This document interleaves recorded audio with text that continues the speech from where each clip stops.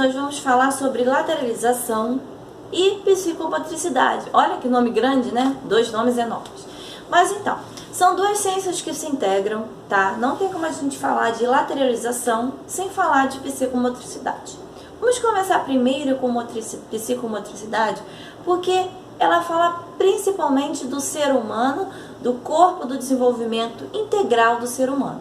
Primeiramente, a psicomotricidade trabalha as emoções, trabalha a questão motora de forma integral e sim, de acordo com as suas etapas da vida. Ou seja, ela acompanha todo o desenvolvimento do ser humano, da parte infantil até a sua fase adulta.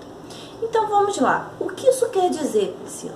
Ela desenvolve o ser humano, ela faz com que o ser humano explore, com que o ser humano conheça o seu corpo, conheça suas potencialidades, conheça suas dificuldades, conheça seus limites corporais, se ela consegue correr, se ela consegue pular, se ela consegue rastejar, se ela consegue engatinhar.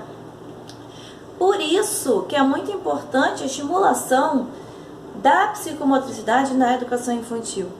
Por quê? Na educação infantil, a gente remete à ideia de que a parte motora vai fazer com que a criança escreva, ok?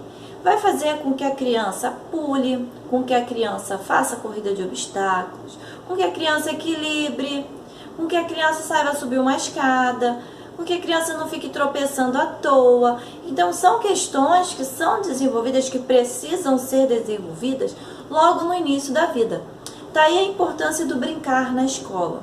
Então, você percebe que tudo isso é muito atrelado às questões emocionais, à questão da idade, à questão motora. Esse desenvolvimento motor vai fazer com que a criança futuramente consiga fazer desenhos, né? Com que ela consiga costurar. Ela vai dar base para diversas atividades profissionais futuras que essa criança possa ter na sua vida adulta, não é mesmo? Até mesmo no dia a dia, abrir uma carteira, ter força para abrir um zíper, colocar uma roupa, abotoar um botão. Então é muito importante que a gente comece a desenvolver isso, explorar isso lá no início da vida. Agora a gente vai para a segunda parte, que é a lateralização, né? Que ela é dividida em 2 partes, a dominância lateral e a lateralidade. A dominância lateral é quando o ser humano ele designa um lado do corpo para utilizar o lado direito ou o lado esquerdo, tá? Como existe criança destra e existe crianças canhotas. Existem adultos que são destros e existem adultos que são canhotos. Tem algum problema em ser canhoto? Não, ele só simplesmente designou, né, estabeleceu um lado do corpo para desenvolver suas atividades cotidianas. Simples. Agora, é importante que a criança utilize os 2 lados? Assim, existem crianças ambidestras, ok? Mas é muito mais importante que a criança desenvolva, tenha predominância de um lado só do corpo. Por quê? Quando a criança tem a motricidade cruzada, a lateralidade cruzada, é mais complicado, porque você pode perceber que a criança ela fica virando a folha para poder escrever, fica virando a folha o tempo todo para poder pintar. Então, ela sobrecarrega o cérebro com a questão motor, com a questão da atividade olho-mão. Então, é muito mais complicado para essa criança. O que o professor pode fazer é estimular que a criança utilize uma parte do corpo, tanto o direito quanto o esquerdo, ela vai escolher, ok? Então, vamos lá. Então, dos 2 aos 7 anos, a criança está desenvolvendo, está escolhendo um lado do corpo para fazer ou escrever e praticar atividades diárias.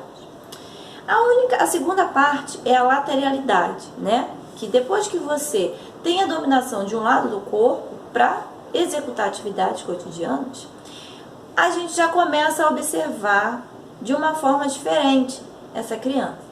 Porque agora a gente já não pode mais deixar, né, e começar a tomar atitudes, né, precauções, para que a criança que já escreve espelhada, né, que é aquela criança que escreve espelhado, escreve 7 ao contrário, a gente já precisa começar a perceber. Por quê?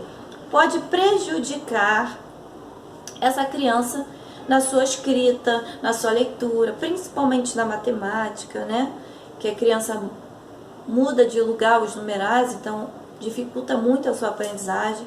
Então é muito importante que a gente já tenha um olhar mais minucioso, né? Os terapeutas um olhar mais clínico, para perceber se essa criança não tem uma dificuldade de aprendizagem ou se tem um transtorno aí, né? Então, antes dos 7 anos eu posso cobrar que essa criança tenha uma dominância lateral? Não, não posso. Eu só posso cobrar a partir depois dos 7, melhor dizendo. Então, antes eu não posso cobrar. Eu posso estimular que ela utilize um dos 2 lados do corpo humano para que o cérebro não tenha aquela sobrecarga. Espero que vocês tenham gostado do vídeo. Curte, compartilha, manda para os seus amigos. Qualquer dúvida, manda para mim no meu Instagram ou no meu WhatsApp. Um beijo!